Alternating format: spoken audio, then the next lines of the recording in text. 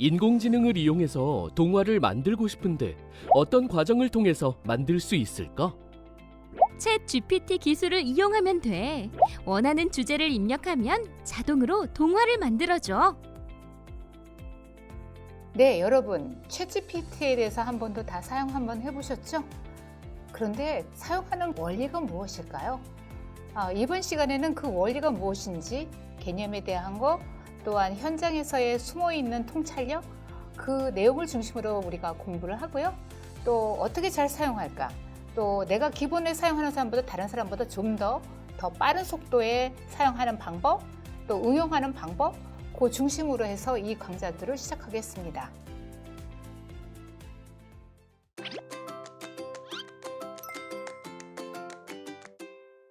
자, 한번 볼까요? 그러면 많은 사람들은 챗 GPT에 대해서 묻습니다. 첫째, 초거대 언어 모델이라고 하는데 그것이 무엇이야? 그것이 large language model. 그러니까 언어 모델이 굉장히 커져서 거기서 학습을 했기 때문에 우리는 초거대 언어 모델에서부터 파생된 것이 챗 GPT다라고 우리가 보시면 되겠습니다. 그럼 한번 질문들을 한번 넘어가 볼까요? 자연어와 기계어는 어떤 개념이죠? 라고 묻는다면 어떻게 대답을 하실까요? 자, 첫 번째, 자연어가 무엇인가요? 여러분이 쓰고 계시는 우리 한국어, 또 우리가 영어로 쓰는 거, 불어, 일어 등등등 이러한 부분들은 우리가 자연어라고 이야기를 합니다. 그래서 내추럴 랭귀지라고 하죠. 혹시 들어보셨습니까? 내추럴 랭귀지 프로세싱. 그것이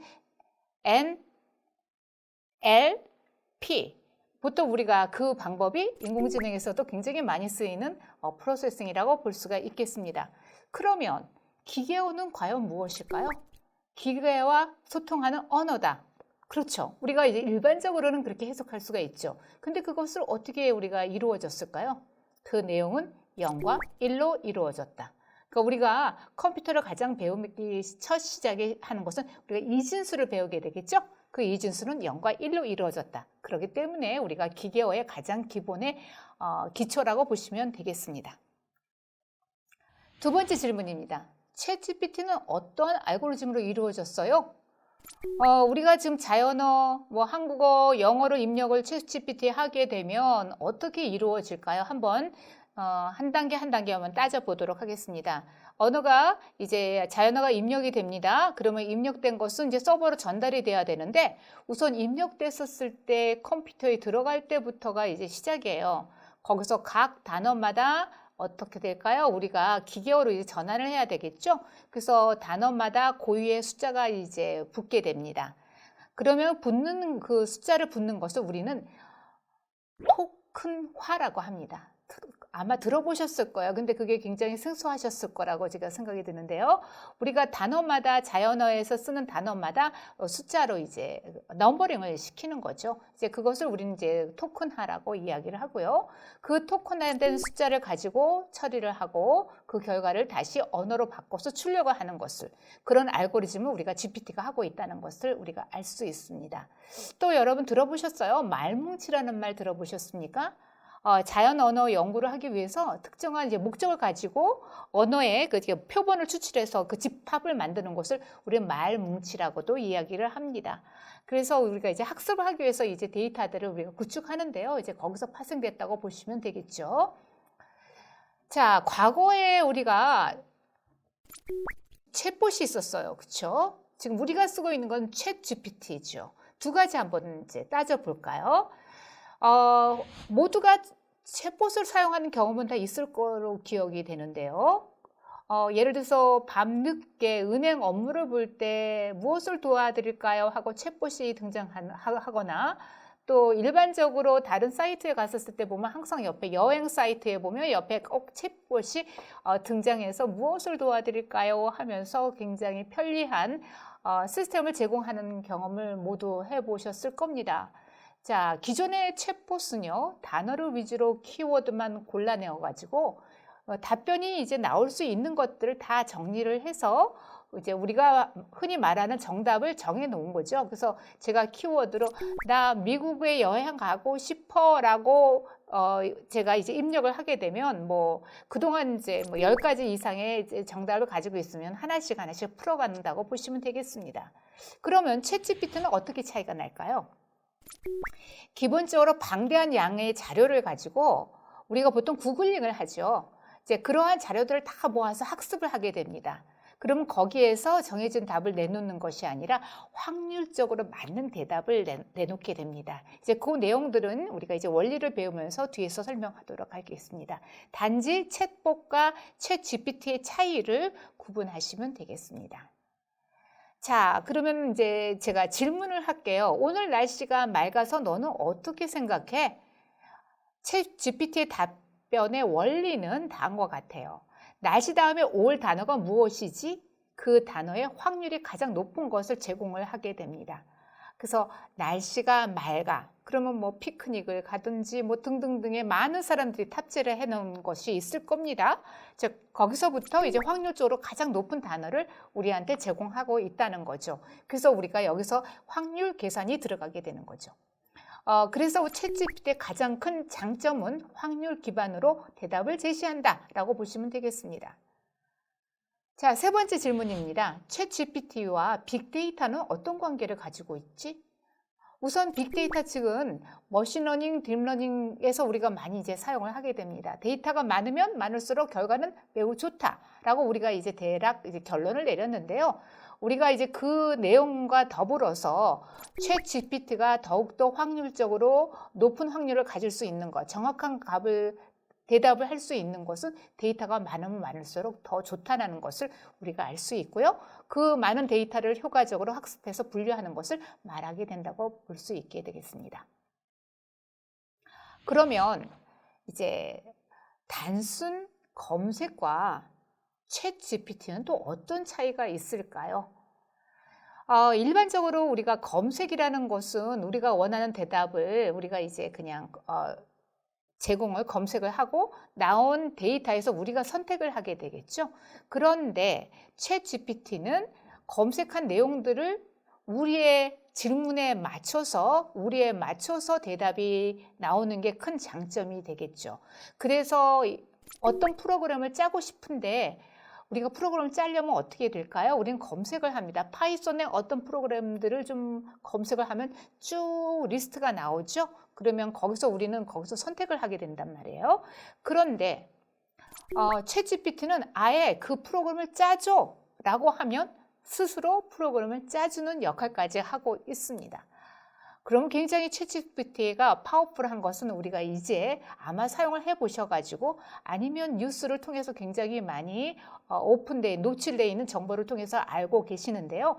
그게 과연 이제 내 가슴에, 내 일상에, 내 사무에 도움이 될까요? 이제 이것이 가장 중요한 이슈가 되겠습니다. 자, 그러면 정형화 패턴화된 것을 이제 작업을 대체할 수 있을까요? 라고 이제 묻게 되겠죠. 자, 쉽게 말하면요. 답이 정해져 있거나 그 데이터들이 오랫동안 이제 쌓여져 있는 데이터들은요. 항상 똑같은 대답을 내놓게 되죠.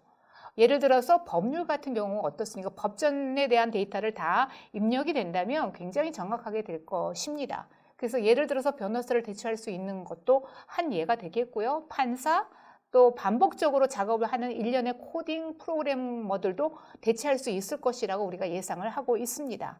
최근에 명예퇴직을 하신 이제 분이 있는데요. 정년퇴직을 하신 이제 판사가 계세요. 근데 최근에 이제 채팅창에 이런 말씀을 하셨어요. 제가 그 법률을 검색했더니 100% 다 맞추던데요.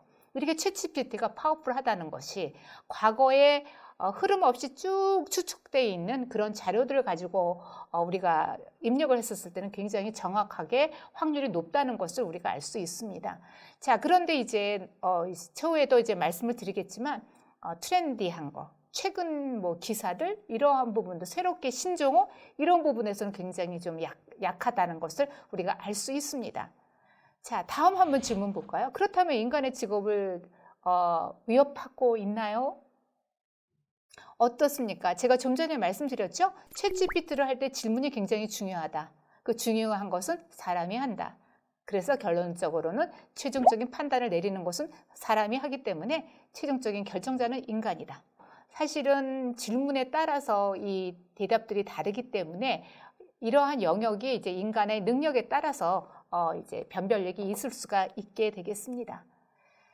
자, 그다음에 7번째 질문이 되겠습니다. 현 시점 산업에서 가장 파급력이 있는 분야는 어딜까요? 네, 실시간 번역이죠. 이제 추후에 잠깐 이제 여러분들한테 소개를 드리겠지만 번역하는 시스템이 너무 잘 되어 있습니다. 그리고 언어 사이의 교환이 굉장히 빠르게 이루어지기 때문에 파급력이 뛰어난 것은 실시간 번역이다. 자, 또한 이 부분에는 또 언어 모델이기 때문에 말을 실시간에 빨리 번역한다는 것이 그리고 또 일목요연하게 요약을 한다는 것이 굉장히 중요합니다. 제가 이제 2가지의 유형들을 확장 프로그램을 통해서 소개를 드릴 텐데요. 지금 여기서 해당하는 부분이 다 나왔어요. 빠른 번역, 또 요약. 이제 이 부분에 대해서 제가 이제 관심 있게 보시면 좋겠습니다. 자, 그러면 어떻게 이제 이용할 것이냐? 최근에 미국 국회의원들이 연설문을 챗GPT로 작성해서 마지막에 자기의 생각과 자기의 의견들을 다시 한번 점검을 해서 사용한 사례가 있습니다. 일반적으로 사무 노동의 이제 일반적인 단순 노동에서는 굉장히 간소화되고 있습니다. 우리가 예를 들어서 사무를 할 때, 기한을 할 때 처음에 어떻게 기한을 잡을지 못할 때 초안 같은 거는 챗GPT가 너무도 잘하고 있습니다. 그래서 그 부분을 사용해서 시간들을 굉장히 줄일 수는 있으나 전적으로 챗GPT한테 미룰 때는 나중에 표준 시비가 있기 때문에 그 부분은 굉장히 조심하셔야 되겠고요. 또 주관의 의견들이 들어가야지만 가장 바람직한 결과물을 얻을 수 있게 되겠습니다. 챗GPT가 시대를 바꿀 수 있는 혁신인가요? 라고 이제 묻습니다. 어느 정도의 챗GPT가 잘하고 있냐면요. 영국 대본 써줘 하면 써줍니다.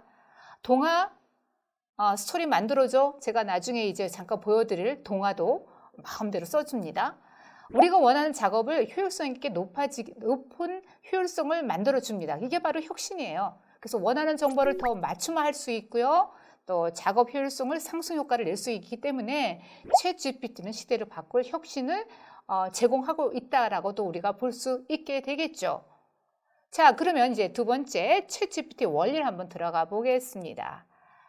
네, 우리가 챗GPT를 강조할 때 얼마나 빠른 속도로 유저를 확보했냐라는 이야기를 합니다. 그래서 이제 우리가 가장 이제 비교 테이블을 보시게 되면요. 넷플릭스부터 에어비앤비, 페이스북, 스포티파이, 그 다음에 인스타그램, 그 다음에 챗GPT 이렇게 나타납니다. 보통 이 3.5년부터로 이제 5일까지를 나타냈는데요. 제가 이것을 다 이제 일로 한번 계산을 해봤더니 1277일부터 챗GPT는 5일이에요. 그러니까 255배의 빠른 속도로 챗GPT가 100만 명의 유저를 돌파를 했고요. 2달 만에는 1억 명. 상당히 무서운 파워를 가지고 있는 것이 지금 챗GPT의 유저입니다. 그럼 제가 한번 질문을 던질까요? 왜 그럴까요? 왜 그럴까요? 자, 이 내용은요. 넷플릭스는 영화를 좋아하는 사람들은 넷플릭스를 보겠죠. 에어비앤비는 여행을 하는 사람들한테 국한이 되어 있어요. 페이스북, 나는 개인적으로 굉장히 노출을 좋아하는 사람들은 페이스북을 합니다. 음악을 들어요? 또 그림을 올려요? 동영상을 해요? 이렇게 외부적으로 노출을 하거나 또한 문화를 즐기는 사람들은 이 부분을 사용하지만 챗GPT는 누구나 쓸 수 있는 어떠한 선호도 없이 일반적으로 범용적으로 사용할 수 있는 영역이기 때문에 하루아침에 빠른 속도로 확산이 될 수 있는 파급력이 있다는 거죠. 자, 그러면 챗GPT가 어떠한 원리를 가지고 우리한테 다가왔는지 그 내용을 한번 살펴보도록 하겠습니다. 자, 챗GPT-1은요, 2018년에 나왔습니다. 자, 여기서 출발을 하게 된 것은요, 구글에서 트랜스포머를 개발을 했어요. 트랜스포머 모델을 개발을 했습니다. 언어 모델입니다. 자, 그때가 2017년이에요. 그리고 2018년에 GPT-1이 나왔고요. 그때 이제 등장했던 게 매개 변수가 약 1.17억 개예요. GPT-2는 15억이에요. GPT-3는 1750억 개의 매개 변수를 썼습니다. 근데 챗GPT는 GPT 3.5라고도 하거든요. 그런데 매개 변수는 같은데 거기의 특징은 인간 피드백을 통한 강화 학습이 더 적용이 됐습니다. 그것을 우리는 R 어떻습니까? 강화 학습이죠. 그 다음에 러닝이니까 RL이죠. 그 다음에 인간이 합니다. 그래서 휴먼이죠. H. 그 다음 피드백 F예요. 그러니까 그 데이터를 가지고 사람들이 모두 다 이게 많이 틀리니 구체적으로 이걸 테스팅을 해서 피드백을 준 경우가 챗 GPT가 등장하게 된 하나의 더 추가 요소가 될 수 있습니다. 엄청난 매개 변수를 사용해서 우리가 이제 구축을 했는데요. 자, 여기 보시면요. 이제 챗 GPT가 등장하고 나서 GPT-4가 등장을 했거든요. 그랬는데 이제 이 언어별 정확도를 보니까 영어가 86%, 한국어가 77%, 일본어가 약 80% 정도 되겠습니다. 자, 이렇게 우리가 구성하면 우리가 이제 챗 GPT를 넣을 때 한국어보다 영어를 넣는 게 좋겠죠. 그러면 훨씬 더 정확하니까 가장 좋은 방법은 나는 영어가 너무 불편해. 그럼 번역을 하시면 되죠. 그래서 그러한 방법으로서 우리가 그 용도에 대한 배경과 구성을 알게 되면 가장 효율적인 방법을 쓸 수 있는 지혜가 생기게 되겠습니다. 또 하나의 여기 특징은요. 데이터 중심의 AI라고 볼 수 있습니다. 이제 우리가 두 가지 유형이 나옵니다. 하나는 모델 중심의 AI, 두 번째는 데이터 중심의 AI. 기존에 있는 AI는 모델 중심의 AI예요. 그래서 인공지능에 대한 기본이 개념이 됩니다. 그래서 모델을 계속 바꿉니다. 매개 변수를 따라서, 결과를 따라서. 그런데 챗GPT는 어떻습니까? 데이터에 기반을 하기 때문에 피드백을 데이터로부터 다시 돌아가는 형태를 말하고 있습니다. 그 모델은 이제 고정되어 있다고 보시면 되겠죠. 자, 그럼 챗GPT에 대해서 한번 이제 보도록 하겠습니다. 생성 모델이고요. 또 이미 사전 훈련을 통해 가지고 미리 학습을 했고요. 그 다음에 트랜스포머 3을 가지고 모델을 쓰고 있다. 그래서 우리가 미리 학습된 인공지능망이라고 이야기를 합니다. 그래서 챗GPT 이제 3.5라고 하죠. GPT 3.5라고 얘기를 하죠. 네, GPT-3에 대한 파워를 한번 저희가 예제를 통해서 한번 보도록 하겠습니다. 미국 컴퓨터 공학자인 커커 웨이메트가 이제 GPT-3하고 대화한 내용입니다. 이 시기는요, 2020년 7월입니다. 자, GPT-3의 데이터는요, 2019년 10월까지의 데이터를 가지고 학습을 했습니다. 자, 그럼 시간적인 것들 잘 구분하세요. 2019년 10월까지의 데이터를 갖춘 게 GPT-3. 그 다음에 코로나가 발생한 것은 2019년 12월, 그러니까 10월, 12월입니다. 그런데 이제 컴퓨터 공학자가 질문을 한 것은 2020년 7월입니다. 자, 이때 물었어요. 코로나 상황으로 많은 비즈니스가 타격을 입었습니다. 어떤 비즈니스가 가장 큰 영향을 받았을까요? 분명히 GPT-3는 2019년 10월까지 데이터 기반이에요. 그랬더니 사람들이 직접 상호 교류해야 할 비즈니스겠죠? 라고 대답합니다. 레스토랑, 소매점, 대부분 서비스 기반의 비즈니스가 그래요. 이상하죠. 분명히 여기에 데이터 기반은 코로나 이전의 데이터를 가지고 학습을 했는데 말이에요. 자, 어떤 상황에서 돈을 많이 벌려면 어떻게 해야 되나요? 이런 상황에서는. 그랬더니 사람들이 접촉하지 하는 비즈니스를 시작해야 돼요. 접촉하지 않는 비즈니스를 시작해야 된답니다. 자, 여기에 대한 제공을 했고요. 세상이 결국에는 바이러스를 물리칠 수 있을까요? 라고 질문을 했어요. 그랬더니 세계 대부분은 실제로 바이러스를 막으려는 노력을 별로 하고 있지 않아요. 백신이 개발되기를 기다리고 있는 것 같아요. 라고 대답을 합니다. 우리가 잠깐 착각을 하지 않으셨습니까? 데이터는 분명히 코로나 이전의 데이터를 학습을 한 건데요. 자, 그래서 인류가 전염병에서 벗어나려면 어떻게 해야 될까요? 얼마나 걸릴까요? 하고 물었습니다. 그랬더니 종료일이 없을 것 같다고 생각합니다. 전 세계는 점차 더 잘 대응해 나갈 테고 질병은 점점 덜 흔해질 거예요. 그러나 이게 진행되려면 수년은 걸릴 겁니다. 어떠세요? 굉장히 놀랍지 않습니까? GPT-3 데이터는 2019년 10월에서부터 최종적인 건데요. 바이러스는 2019년 12월 제가 또 강조드립니다. 그리고 GPT는 2021년 12월, 그 다음에 GPT-4는 2022년 12월까지 데이터들을 기반입니다. 순서대로 딱딱딱 맞죠. 그러면 이제 질문 또 하나 드릴게요. 데이터가 없는데 어떻게 대답을 했을까요? 자, 이전 학습된 데이터 중에 코로나는 몰랐어도 질병, 전염병의 키워드를 조합을 해서 쉽게 대답을 합니다.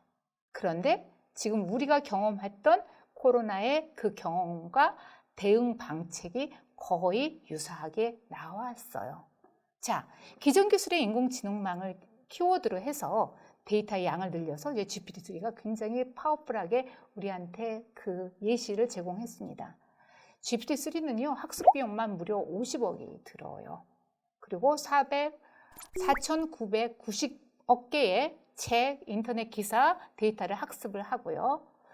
그렇게 되면은 상당히 이제 많은 양들을 가지고 있는데요. 그러면 우리가 이 데이터가 수만 높을 뿐이지 우리가 구체적으로 체감하지를 못하지 않겠습니까? 우리가 한번 계산을 한번 해볼게요. 한국인의 1년 독서량은요, 보통 평균이 7.5권이래요. 그런데 GPT-3가 가진 내용은 700만 권 정도의 독서량이랍니다. 그러면 인간이 만약에 이 700만 권을 독서를 한다면 100만 년이 걸린다는 결론이 나오게 되겠습니다. 자, 이렇게 우리가 구성을 하고 있다면 어떻습니까? 이 세상의 GPT의 영향력이 굉장히 파워풀하다는 것을 우리가 알 수 있게 되겠죠. GPT-3의 또한 다양성은요, 디자인, 소설 쓰기, 댓글 등등. 지금 챗 GPT와 GPT-4도 거의 유사하죠. 다 그런데 이제 뭐라고 얘기하냐면 우리 다 책에서 이미 다 봤어 라는 데이터를 가지고 우리가 제공하고 있습니다. 챗 GPT도 마찬가지예요. 요약하면 GPT-3에서부터 파생됐던 거죠. 조금 더 발전했는데 어떤 차이가 있다 그랬어요? 인간이 더 강화 학습을 통해서 조금 더 피드백을 더 했다는 것을 우리가 알 수 있습니다. 자, 근데 여기서 이제 특징은 뭐냐면요. 챗 GPT는요, 생성 인공지능이라 그랬었죠. 그래서 고양이라고 입력하면 고양이를 만들어내는 거예요. 그리고 전에 우리가 인공지능은 대부분 어떤 판별 모델을 사용합니다. 사진 하나 주고 너 고양이야. 또 사진 하나 주고 너는 개야 라고 하고 이제 보여주면 고양이, 개 이렇게 맞춰주는 거. 이것을 우리는 판별 모델이라고 하는데요. 챗 GPT는 생성 모델입니다. 고양이라고 그냥 입력하면 고양이 이미지를 제공하는 거. 우리가 보통 이야기하는 텍스트 이미지. 이러한 과정에 대한 것들을 우리는 생성 인공지능인데요. 최근에는 생성 인공지능이 굉장히 활발하게 움직이고 있습니다. 그래서 우리가 말하는 Generative AI라고 이야기를 합니다. 자, 챗GPT 메인 화면입니다. 자, 챗GPT 음성으로 우리가 나누는데요. 우리가 내추럴 랭귀지 프로세싱을 통해서 우리가 생성한다고 했죠. 생성 모델이라고 했습니다. 그렇죠? 자, 여기 나왔던 것들을 우리가 또 표절 검사도 합니다. 그래서 그래마틱컴에서는 이제 이거 검사해가지고 이거 챗GPT 사용한 거야, 이거 사람이 산 거야, 이제 이걸 구분할 수 있도록 또 장치를 지금 프린스턴 대학에서 이것도 개발을 했습니다. 자, 그러면 잠깐 이제 요령을 한번 볼게요. 데이터를 넣었어요. 우리가 말하는 대로 세그먼테이션이라고 합니다. 데이터를 나눴으면요, 마침표와 쉼표 이것들을 다 따라서 이제 구분을 합니다. 그리고 두 번째는 토큰화 합니다. 토큰화 뭐라 그랬어요? 단어별로 숫자를 이제 붙인다고 했죠. 그래서 문장에 따라서 알고리즘에 따라서 이제 분해를 해가지고 저장을 합니다. 거기다 이제 수도, 숫자도 이제 부여를 하는 거죠. 그래서 이것을 우리는 토큰화라고 이야기했고요. 자, 여기에서 또 해당하는 것들에서 뭐 쓸모없는 그렇게 중요한 뜻이 없는 거, 이런 것들. 이러한 단어를 우리가 스탑 단어를 하는데요. 별로 이게 의미를 많이 부여하지 않는 단어들을 조금 이제 빼버리는 거죠. 그 다음에 네 번째는 스테밍이라는 것이 있는데 중요한 단어들이 등장할 때 뭐 예를 들어서 좀 전에 봤던 invented 했을 때 invented에서 ed는 어떻게 돼? 과거형이기 때문에 빼고 뭐 ing 빼고 뭐 복수 단수 s 빼고 뭐 이렇게 해서 가장 중심인 스테밍을 또 빼서 또 자체를 또 준비를 합니다. 자, 그래서 이제 해당하는 것들 예를 들어서 M, R, A 이거는 이제 비동사잖아요. 그러면 이걸 다 하나씩 통일해서 비동사, 그러니까 레마를 만드는 것들이 또 하나의 형태소 분석으로 또 진행을 하고요. 자, 이러한 과정에서 하나는 뭐 명사다, 동사다, 뭐 등등등의 각각의 품사를 태깅을 합니다. 이런 과정들을 이제 6단계까지 거치게 되고요. 마지막에 이제 해당하는 문서에서 나타난 중요한 인물이나 장소, 영화 이름에 이게 플래그를 지정을 하고 그다음에 해당하는 사람들이 쉽게 알 수 있도록 이제 부여를 하는 것까지 이렇게 과정을 또한 거치게 되겠죠. 자, 그래서 이제 확률적으로 나눴는데요. GPT 3.5 우리가 챗 GPT라고 했던 거는 여기서 해당하는 들어가는 빈 박스를 하나를 두고 여기에 들어가는 것들이 가장 높은 확률로 들어가는 것들이 뭔가를 찾아내는 거죠. 그래서 여기서 make the word 하다는 가로 넣고 여기 들어갔더니 계속 집어넣는 거죠. 그래서 여기서 해당하는 거에 가장 높은 확률적인 거 smarter를 찾아낼 수 있게 되겠습니다. 자, 다양한 것들의 종류들은 뭐 챗GPT 사용하는 용도는 굉장히 높고요. 이러한 뭐 주제 대화, 문제풀이, 글쓰기, 음식, 코드까지도 생성할 수 있는 것들이 특징이 되겠습니다. 그러면 이제 활용적인 방법 하나 소개해 드리겠습니다. 구체적으로 질문을 하셔야 되겠고요. 영어로 하면 더욱더 신뢰성이 높다는 거 알고 계시죠? 원하는 대답의 길이나 형식도 지정하면 가능하다는 거, 구체적인 조건을 또 대입하면 굉장히 더 정확한 답을 구할 수 있다는 거. 위험한 것들이 있어요. 예를 들어서 피해야 할 것은 집을 사야 되나요? 뭐 주식의 경기는 어떤가? 이거 절대로 안 됩니다. 또 정확한 답을 기대하면 안 돼요. 이게 꼭 맞는다고 우리가 보장을 할 수 없기 때문에 더블 체크 하셔야 되겠고요. 또 유해한 응답을 하지 않습니다. 이제 그러한 부분들이 있다는 것을 기억해 두시면 좋겠습니다. GPT-4는 멀티모달이라고 이야기를 합니다. 그러니까 그림이나 음성 테스트, 비디오, 이미지 같은 것들도 같이 이제 아우를 수 있다는 것들로 알아두시면 되겠고요.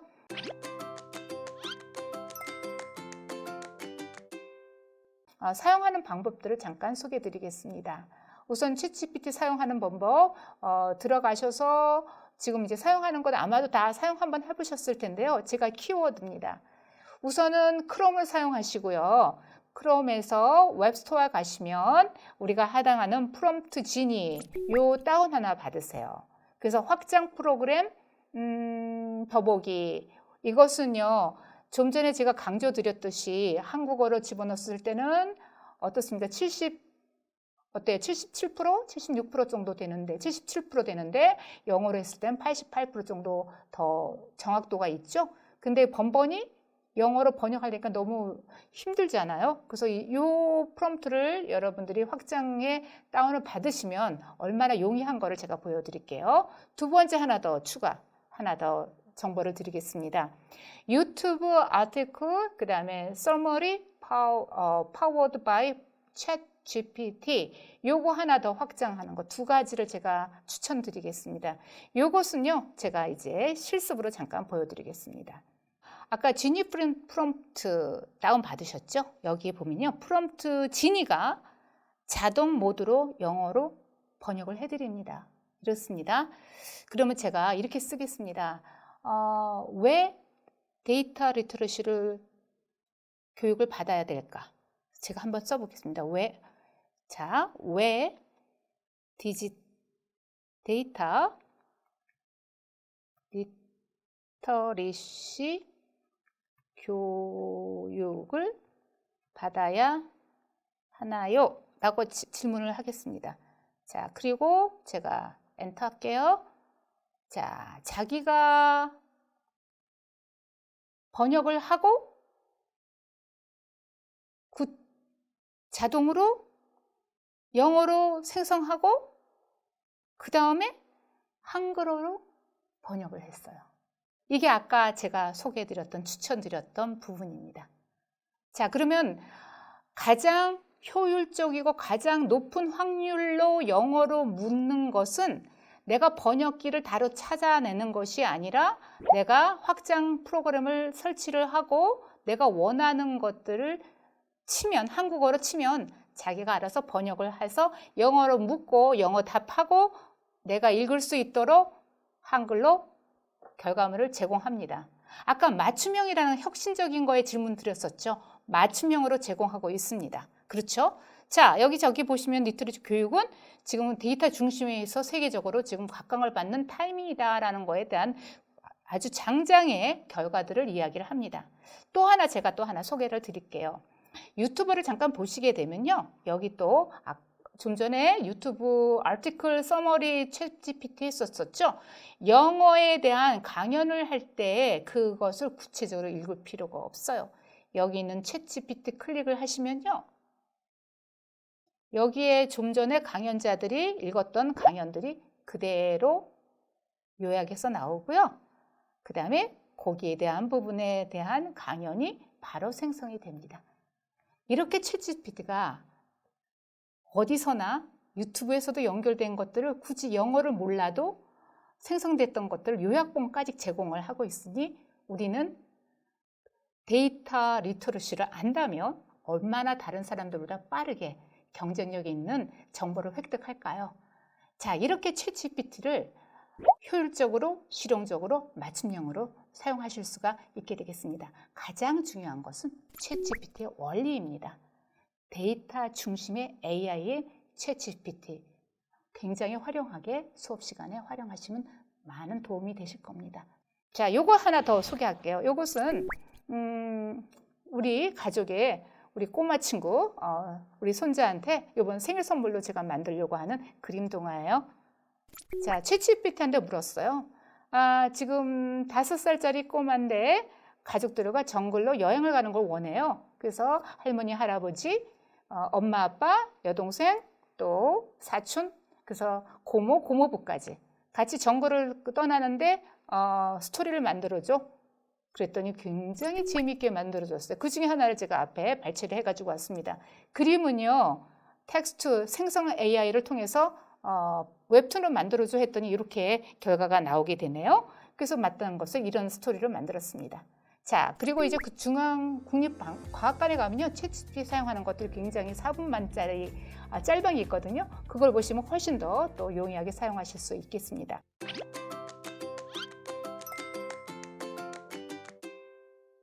네, 우리는 챗 GPT에 대해서 다양한 질문을 받았고요. 또 그 현장을 또 우리가 살펴봤습니다. 특히 우리가 챗 GPT를 어떻게 사용하며 또한 미래 교육에 어떻게 적용할 것인 것을 우리가 기술적인 부분 또한 과거에 또한 일어났던 과정을 통해서 우리가 배웠습니다. 또한 이제 실습을 통해 가지고 챗 GPT의 확장 프로그램을 통해서 영어로 물을 수 있는 방법, 또 유튜브에 또 요약하는 방법들을 우리가 학습했습니다. 이 과정들이 현장에 많은 도움이 될 수 있도록 실질적으로 연습하시면 좋겠습니다.